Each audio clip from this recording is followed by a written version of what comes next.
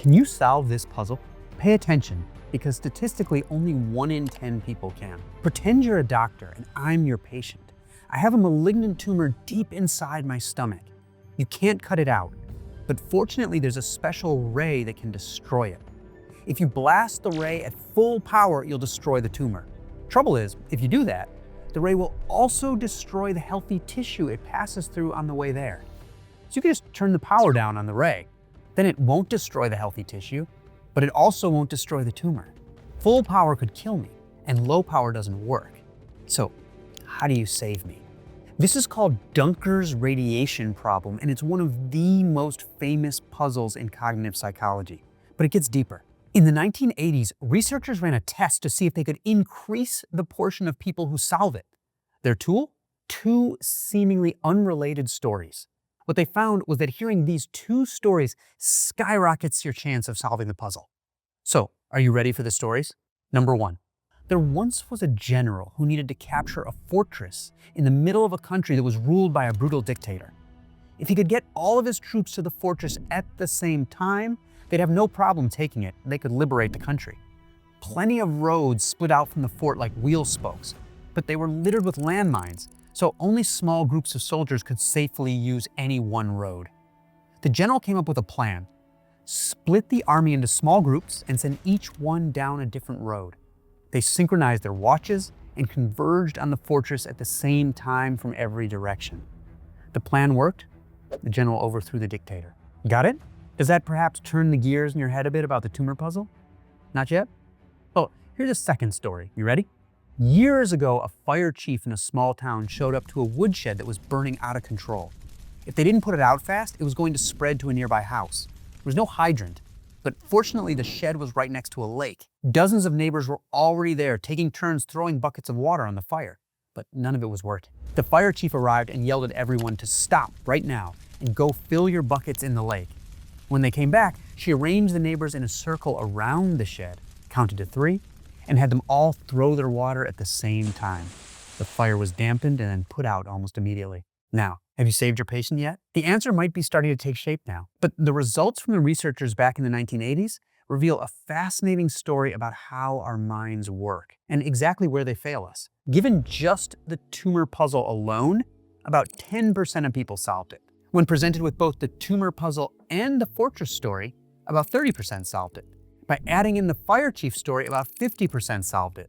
And finally, given both stories and then told to use them to help solve the tumor puzzle, 80% of the study subjects saved the patient. The researchers expected that analogies would be very useful for figuring out the problem, but most people didn't find clues in the stories until they were directed to specifically look for them.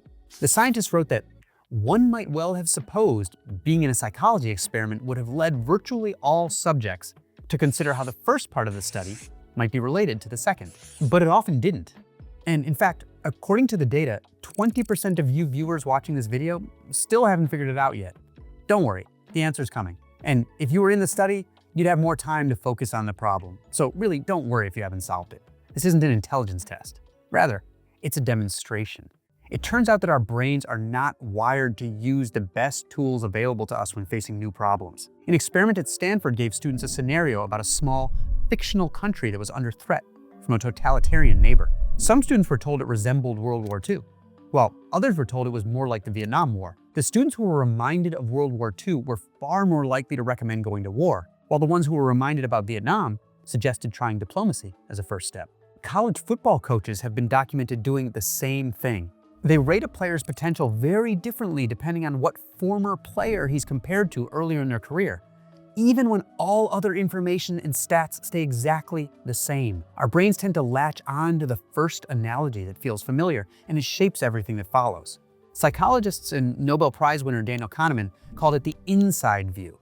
It's what happens when you judge a situation based only on what's right in front of you, without looking at how similar situations have played out before. Kahneman said that the fix was something called the outside view. Instead of staring at the details of your own situation, you look for deep structural similarities between your problem and others that came before it. Different surfaces, same underlying pattern. Kahneman wrote about creating a reference class of analogies to solve problems or make decisions. zooming out and looking for other structurally similar situations, even ones that seem completely unrelated. In the 1940s, a Swiss engineer named Georges de Mestral came back from a walk and noticed burrs stuck in his dog's fur.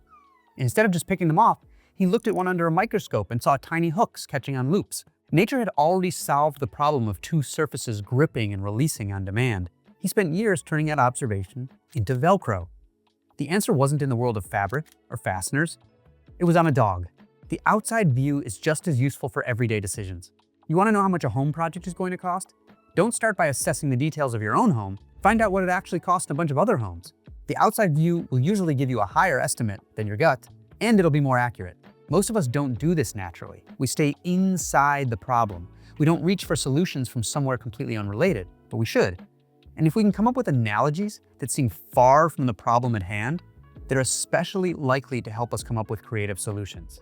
Now, I'll give you the answer to the tumor puzzle. Just like the general split his army across multiple roads, and the fire chief arranged neighbors in a circle, you, the doctor, destroy the tumor simply by aiming multiple low-power rays at it from different directions. Each one passes through healthy tissue without doing any damage, but they all meet at the tumor with enough combined power to destroy it.